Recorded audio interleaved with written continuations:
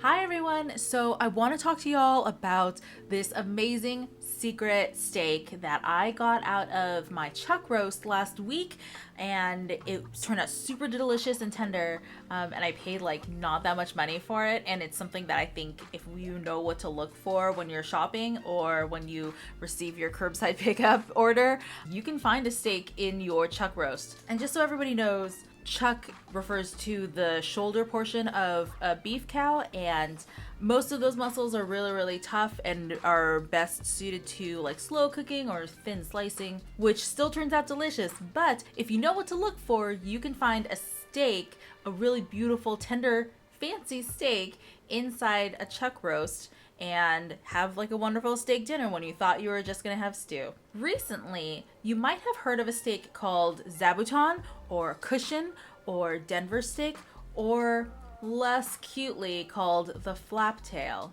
But all of these terms are referring to a steak cut from the muscle known as the serratus ventralis. It's also known as the short rib. I actually used to work at a place where we would get whole chuck roasts in, and then part of my job was to seam out the zabuton, Delmonico's, and chuck steaks.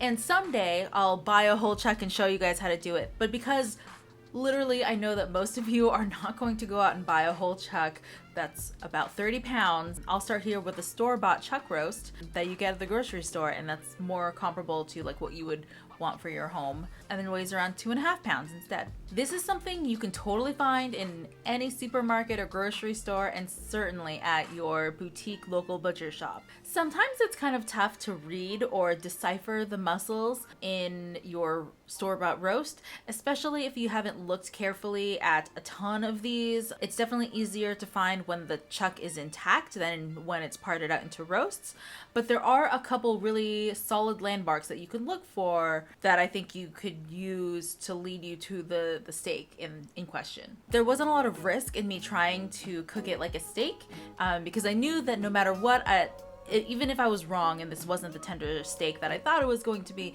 I could still pop it into the slow cooker with the rest of the chuck, and have like really delicious tender meat that way.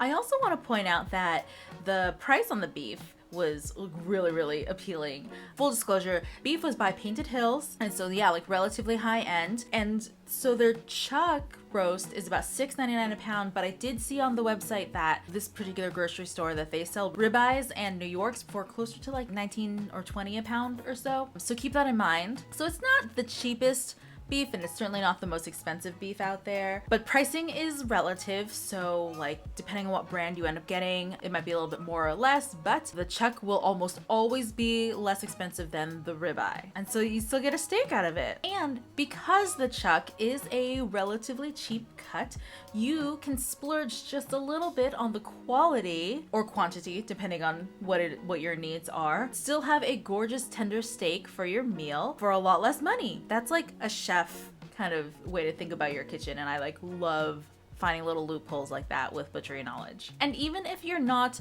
bargain hunting exactly, this is still a really great trick if you're looking to switch up your cooking style and like get a couple other dishes out of your chuck roast every week. You know, the more you know. Anyway, one of the landmarks I look for when trying to decipher whether or not I'll have a steak in this chuck roast or not is this layer of super marbled meat with lots of layers of fat. To me, this looks like the meat that's right next to the feather bones in a cow, and that is to say it's like high on the cow. Kind of like high on the hog, but a cow instead. This part looks very familiar and similar to ribeye, and that's honestly because it's likely part of the chuck roll that resides right next to the ribeye. For the record, this might even contain some of the longissimus dorsi muscle, which is like one of the most tender muscles in the body, and in fact makes up most of what you know of as a ribeye or New York, and is therefore a really high value muscle. But when it's in the shoulder, it's a lot smaller, and so it's kind of hard to find. But it's still just as tender and delicious, and that's why you have Delmonico's and chuck steaks. By the way, here's like a little side note. When it comes to value in the United States and meat, value is mostly dictated by tenderness in the United States, and so I don't know, just do with that what you will, just so you know that's usually the factor in like why certain cuts of meat are more expensive than others. It doesn't have to do with like better or worse. It just has to do with tenderness. And whether or not that's the best way to grade meat, I'll leave that to you to decide. If I see another chuck roast like this, I might try cooking the eye portion like a steak, because it legit looks like a Delmonico to me, and there's like decent marbling in there, but I didn't think of it at the time. So next time, what legit does look like a steak is this kind of like blocky portion of it. It looks a lot like a Denver or a zabuton steak to me. And again, I've seen a lot of these, and so that's why like it triggered my brain. So like I get if you're not used to looking for this kind of thing, it's not going to be as obvious to you. But again, look for these like little landmarks. I separated those two sections of meat along the seam. When butchers refer to a seam, they're talking to the space between muscles that's often like taken up by fat or fascia or other connective tissue. Hi fam, I'm going to take a quick moment right now to talk about a project I'm really excited about. The Butchery 101 live stream series. I go live every Tuesday around midday Pacific Standard Time, and I break down the previous week's news in meat and agriculture. And I'd love to see you all there. If you can't make it to the live stream, I do always post the recording later in the same day, so you can watch it whenever. It's super important that as consumers of meat, or anything really, that we try to be as informed as possible. As the great Maya Angelou once said, do the best you can until you know better. Then when you know better, do better. Butchery 101 is literally built upon this foundational wisdom. Plus, it might be hard to believe, but our daily meat eating experience is greatly affected by tons of factors out there in the world. And those change pretty much day to day. That's why I'd like to take some time once a week to talk about the current events in the meat world. Sometimes I'll be able to draw a clear through line from these obscure events to your own dinner table, and sometimes we'll just be talking about the meat events to keep up with what's going on out there. Again, the live stream happens every Tuesday around midday Pacific Standard Time, and I would love to see you all there. If you can't make it, I totally understand. Feel free to hit up the recording on my page. And now, back to the show.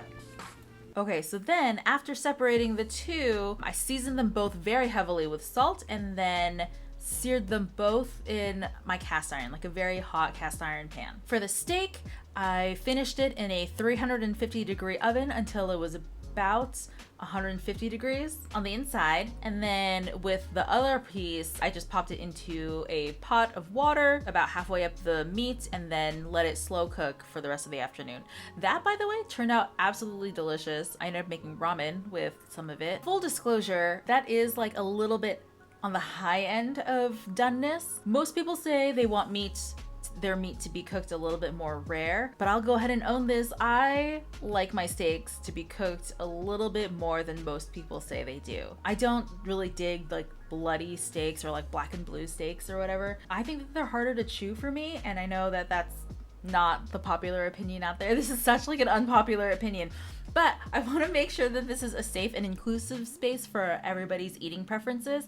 And so like, yeah, like own your mid-well steak if that's how you want it to be done. The fact that like we hate on anybody's cuisine or food preferences, I think is awful. So yeah, you do you. Anyway, I could have pulled this steak out of the oven about 5 minutes earlier for about 140-ish degrees for like a solid medium. So the steak didn't carry over very much heat, so it actually only rose after cooking about 2 degrees to 152. After resting, make sure to always cut your meat against the grain, especially if it's a muscle that has potential for being like a little bit tough, and even if you have to find kind of a funny angle to do it. So you have to still kind of like examine your particular piece of meat and read which way the fiber is running, and then get your knife to be perpendicular to that. Even if it doesn't look the cutest, it'll still result in the best eating experience if you slice against the grain.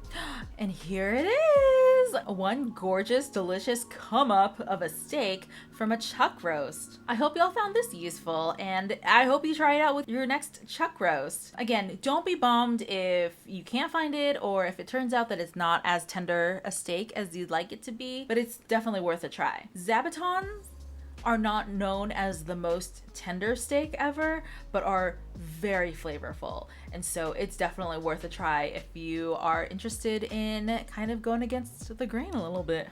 The thing about not perfectly tender steaks is that you do have to chew them for like, I don't know, nothing, but because of how much flavor they'll have, you'll be happy to be chewing them the whole time. Take your time finding your next chuck steak.